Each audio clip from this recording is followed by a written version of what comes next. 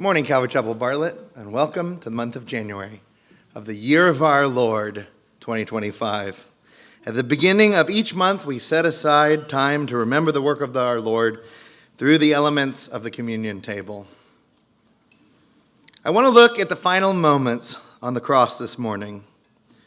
Mark tells us that it was the 9th hour of the day, so about 3 p.m., and the land had been thrown into darkness since noon.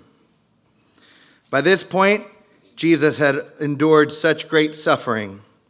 He had already been betrayed, arrested, falsely accused, mocked, and beaten, and whipped, and spat upon. By the 9th hour, he had been pinned to a cross with nails, hung to suffocate slowly for 6 hours.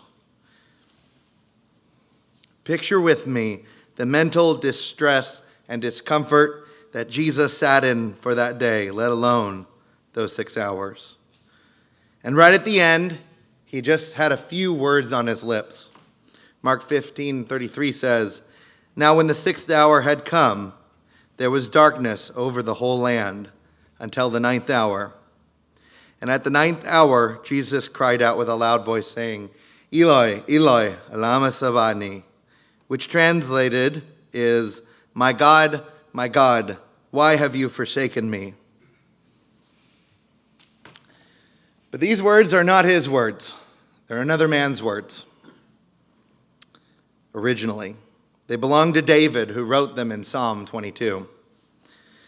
While we all know that these words were meant at that moment by Jesus to point all humanity to go read Psalm 22 and to see that all the things that were occurring had been prophesied.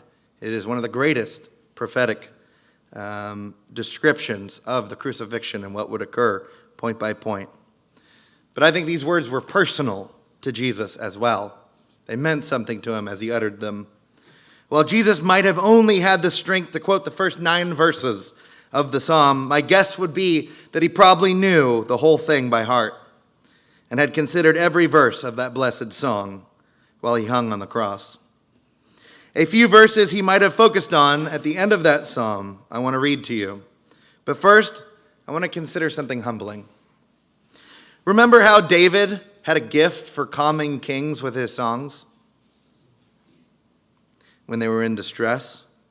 If David could have only understood at the moment of darkness, despair, and confusion that he penned that song, when David was in those things, he penned those songs, that one day the Christ, the King of heaven, would hang on a cross, barely clinging to life, and it would be his words, David's words, that would be comforting the heart of this great King of glory, that this King would fill his mouth and his mind with this song.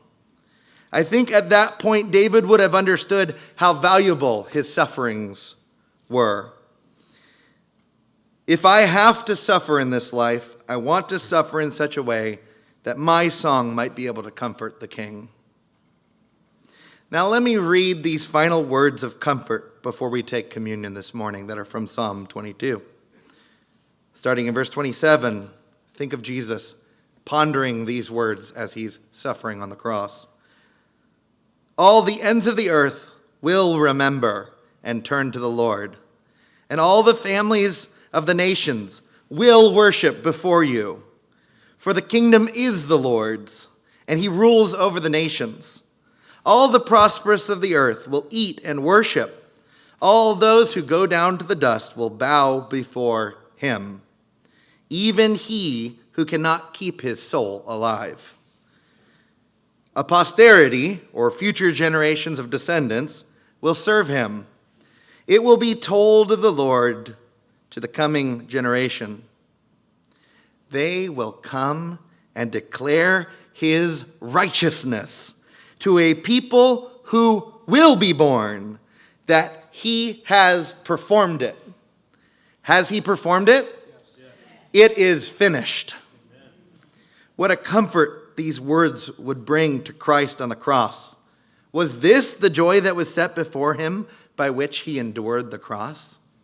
Well, those who are serving communion, please come forward at this time as you receive the communion elements, hold on to them, and we'll pass them out, and then we'll pray, we'll come back, and we'll partake together.